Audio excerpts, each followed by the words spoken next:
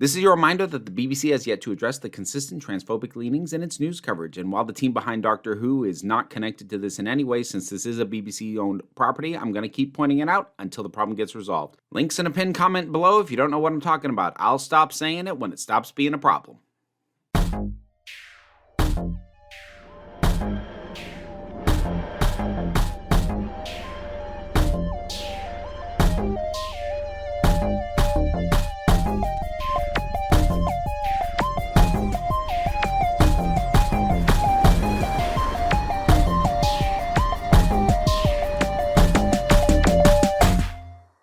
So this has just been a whole week of Doctor Who announcements messing with my schedule. To be fair, I did know this one was coming. They announced it in advance. Although I do notice that at the time I'm shooting this, the trailer for the upcoming Doctor Who episodes dropping in May was released by Disney. Now, on the one hand, that makes sense. Disney's doing the marketing. However, when it came to the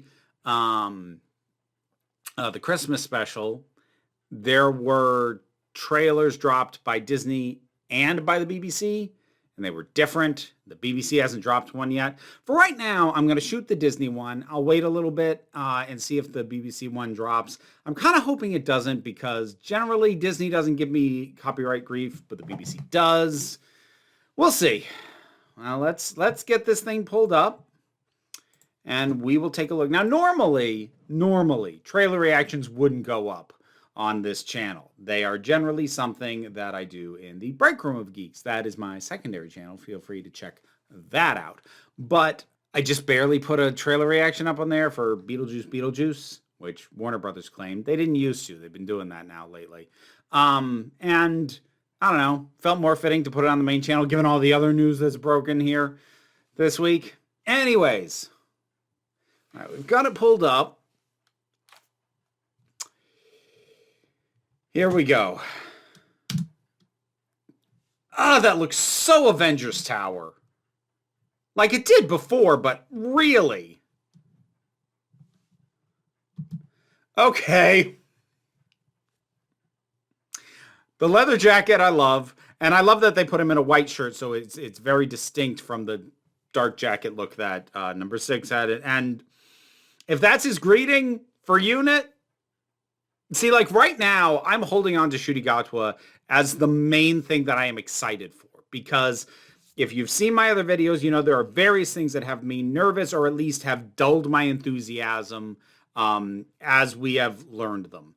Him, though, I'm still really excited for him. That's a great intro.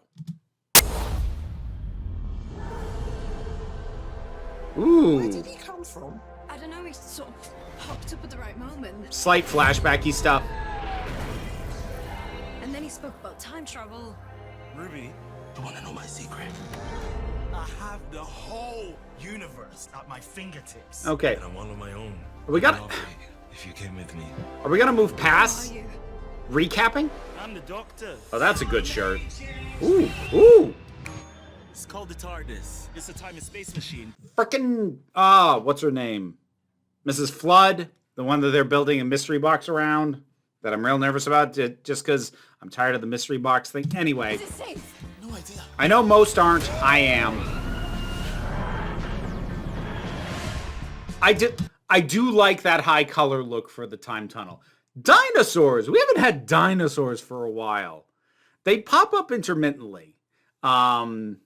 And like, because we had them in Deep Breath, which was, well, we had one in Deep Breath, which was Peter Capaldi's first one. Then, of course, it was dinosaurs on a spaceship with the 11th Doctor. I know they're not scientifically accurate to do them all lizard-like, but, like, I loved dinosaurs as a kid. I grew up on them. So, like, if it's fun, I could be a sucker for that. I noticed the volcano right behind you, dude. That seems ominous. What if I change history by stepping on a butterfly? Well, that's not gonna happen, is it? What's wrong? Whoa! Whoa! Wha! Ha!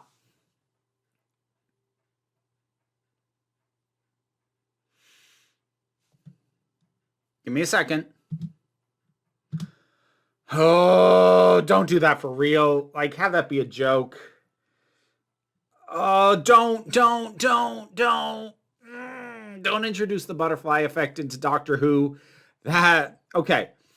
It's obviously framed within the context of the trailer as a joke. I'm hoping it is presented in episode as a joke, i.e. something that is not true going forward. The butterfly effect is not really a thing in Doctor Who. It was very specifically kind of pulled apart by the 12th Doctor very well. If I step on a butterfly, it could send ripples through time that mean that I'm not even born in the first place. Every choice I make in this moment, here and now, could change the whole future. Exactly like every other day of your life. The only thing to do is to stop worrying about it. You're not stepping on a butterfly, you're just taking a flyer. It's just time travel. Don't overthink it. The fairly easygoing time travel rules is a big part of why this show is still able to go this far, because it hasn't written itself into a complete corner, because the rules are loose. I'm going to try not to linger on that. All right, moving on. With all my adventures, never seen anything like this before. Whoa. Oh my, Bridgerton. This place is completely Whew. mad. Things seem to be turning more and more supernatural. All right. Shooting style looks good. Effects look good. That's the least I could hope for with the money that's being thrown at it this time around. Is that monster? No, don't be silly. There's no such thing as monsters. They're just creatures you haven't met yet.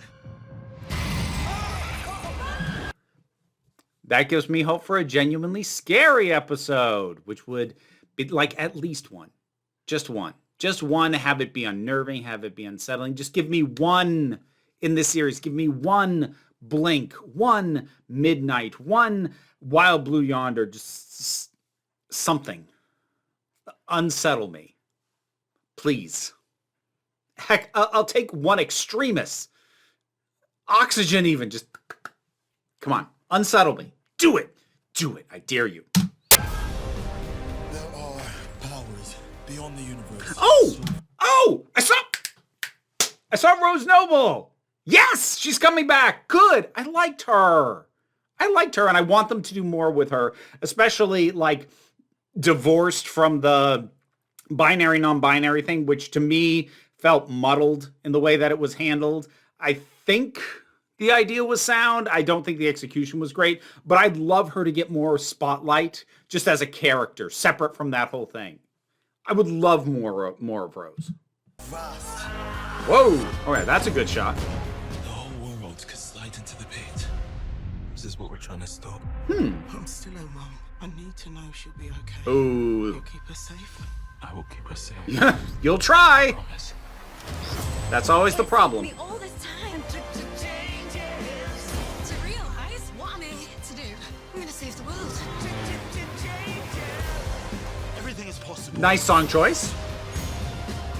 Everything is possible. Time may change me, That's a good visual. but I can't trace time. Okay. There is definitely stuff to latch onto and for me to go, okay, that can definitely work. Let me back up a little. I'm just going to scan through. There's Mel. Cool. We've got her. We get to see a variety of the looks. We see Kate Stewart. So there's a mix of things here. We're getting that excitement that Ruby has traveling to eras like, well, what she calls Bridgerton, which is a show I haven't watched, but I do get the reference. So stuff like that, dinosaurs, it feels like a nice, it feels like it has the potential, at least, because like, it's just a trailer. And yes, you can judge a thing by a trailer. That's what trailers exist for. But obviously you can't judge what the finished product will be. You can only judge what's being presented. And what it looks like it could be is it could be a nice variety sample platter of what Doctor Who is capable of being. Because if we get stuff that is silly and ridiculous, like as much as I really hope that they find a way to undercut it and not canonize it, something as silly as the butterfly effect joke, something with that sense of ominousness, like the dark corridor.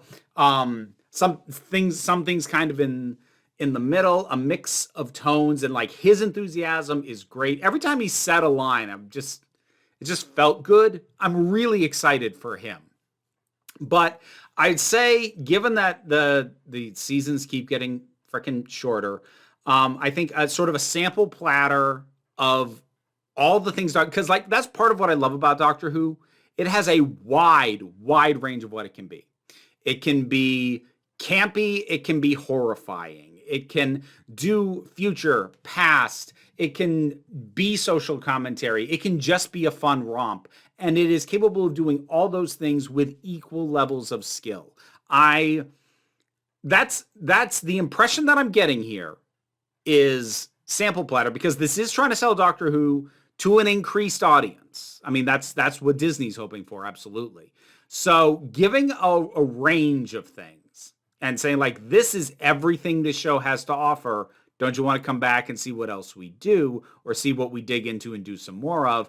That, I think, is a solid way to sell it. I think that's definitely a better idea than going the other way with it, because the alternative would have been heavily serialized and focusing on a primary story all the way through and committing to a single tone, which I think, first of all, tends to undersell Doctor Who as a property anyways, but like I think would have been, unless you absolutely nail it, that I don't think that would have been a risk worth taking, especially because for all the new audiences, it would have locked people in for what they think the show is supposed to be, when, at least again for me, a huge part of the appeal of the show is the wide variety of what it can be.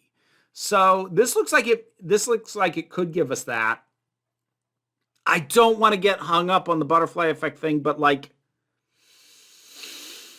don't make that canon and impacting future stuff, because just don't add firm rules. You can hint at rules with time travel in Doctor Who. There's a couple of firm rules, but even the few firm rules we have tend to be expressed very loosely. Like, the main overriding thing is the Doctor knows how to travel safely.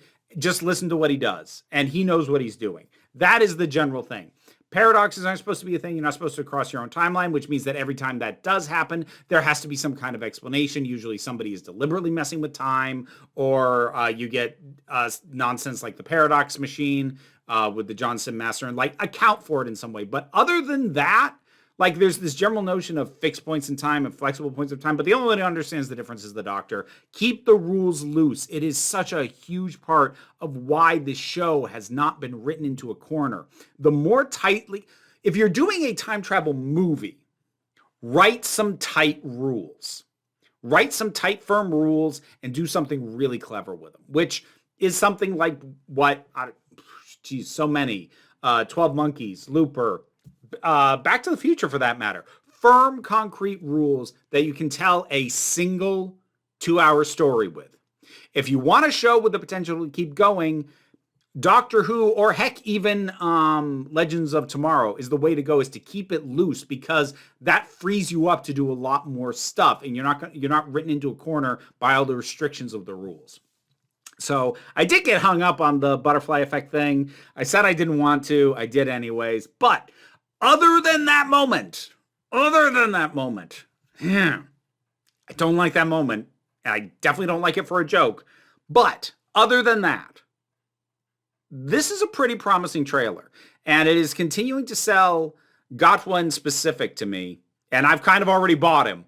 So feel free to keep selling him, because he is what I am most excited about by far right now.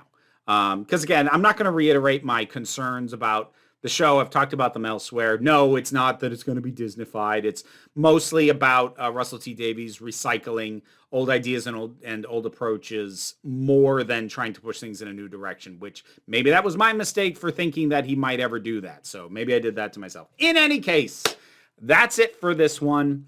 Assuming that a BBC trailer either has not come out between when I shot this and edited it, or it did and I didn't think the differences were significant enough to be worth doing its own reaction, then this will wrap it up.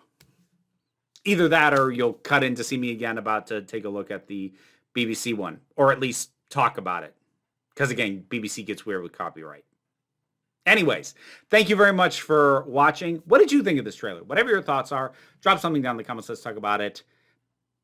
Which, this is not my normal shooting setup. Patreon pays the bills. And it does help me do this as my living, which is why I can jump on stuff like this as quickly from when it comes out as I do. But even if you can't help me out that way, like, share, subscribe, yada, yada, yada. Thank you very much for watching. What I really want you to remember is you are beautiful, you are valid, and you are loved. You're the council, and I'm just running the meetings. And until next time, this council is adjourned. Time for me to thank my highest supporting patrons: Robin Moore, Zubin Lutfula, Goddess Elida, Oliver B, Turok, The Thing That Goes Doink in the Anime, Ruth, Solitary Pictures, Ulrich Bogdan, Loki Eris, that was a new one, that's why I paused, Melinda Walters, Jen, Auntie Kate 808, Becky Sparks, Fernabi Likes the Poodle, Robin Powell, Twisted Wishes, Tracy Scrabbit, Angry Casperl, Dave Hall, Quite Bearish, Rosalind Bennett, Pau Barabajoggle, and Mara G. if you want to support me as well and help keep these little buggers fed, check out my Patreon. Thanks so much.